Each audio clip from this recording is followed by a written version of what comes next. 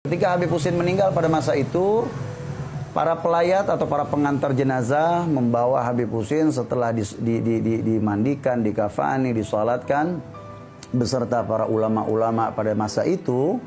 Dibawalah Habib Husin beserta kurung kerandanya ya, dibawa ke Tanah Abang.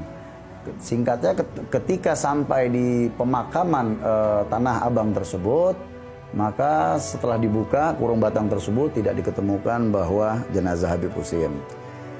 Maka rombongan jenazah kembali ke kampung tersebut, di mana Habib Husin membangun surau tempat dakwahnya di area Sunda Kelapa, Penjaringan pada masa itu.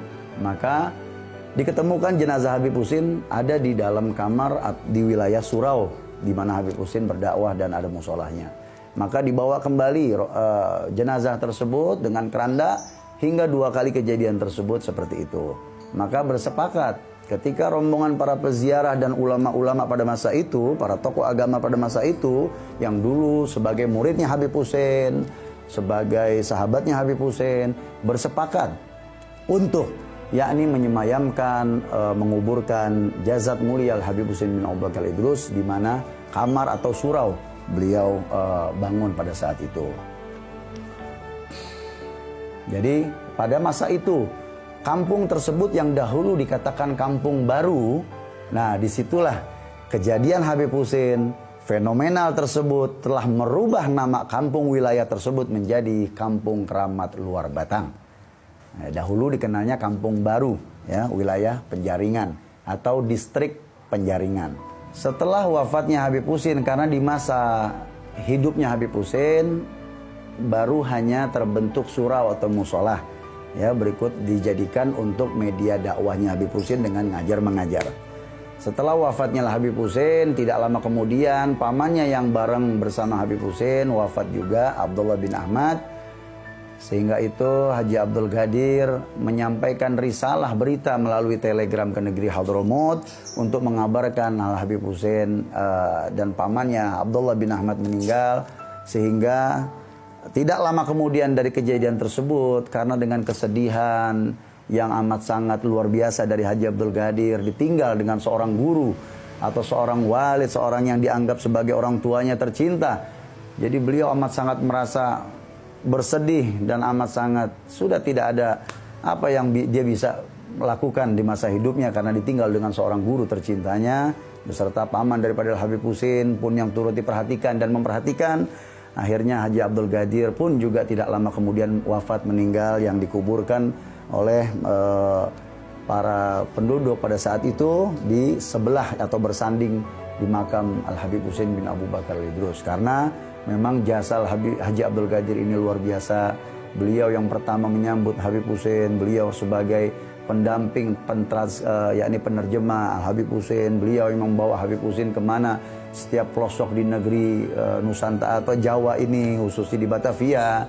Dan juga beliau yang senantiasa setia menemani Habib Husin baik di dalam penjaranya hingga keluar, hingga sampai wafatnya Habib Husin. Haji Abdul Ghadir lah yang mengurusi semuanya. Jadi pantaslah seorang Haji Abdul Ghadir dimakamkan bersanding di sebelah makam gurunya mulia Al-Habib Husin bin Abu Bakar Al-Idrus Keramat Luar Batang. Pada saat kunjungannya Paku Buwono yang ke-10 dari Keraton Solo, Habib Abu Bakar bin Husin bin Ahmad Al-Idrus ini selaku mutawali atau khalifah estafet pengurus daripada Luar Batang, beliau bersama dengan kawan karibnya Al-Habib Ali bin Abdurrahman Habsyi menerima kunjungan dan mendampingi daripada Paku Buwono ke-10 dari Keraton Solo untuk kunjungan ziarah di makam Al-Habib Husin bin Abu Bakar Idrus pada tahun 1920 Masehi.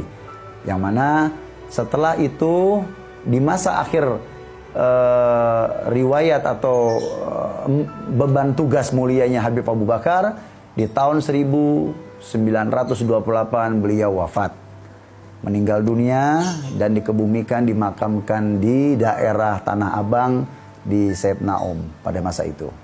Dari seluruh sosok para aulia minas salihin atau para ulama, memang tidak semuanya ya kita bisa mengetahui managib satu persatu atau managib yang real sesungguhnya atau dalam histori perjalanan kehidupannya yang sempurna. Tidak.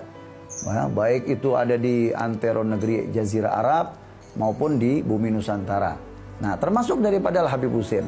Khusus daripada Al-Habib Husin bin Abu Bakar Al-Idrus ini, memang kita ketahui beliau sejak dahulu tidak banyak kita ketahui daripada buku atau sejarah riwayat managib Al-Habib Husin bin Abu Bakar Al-Idrus keramat luar batang.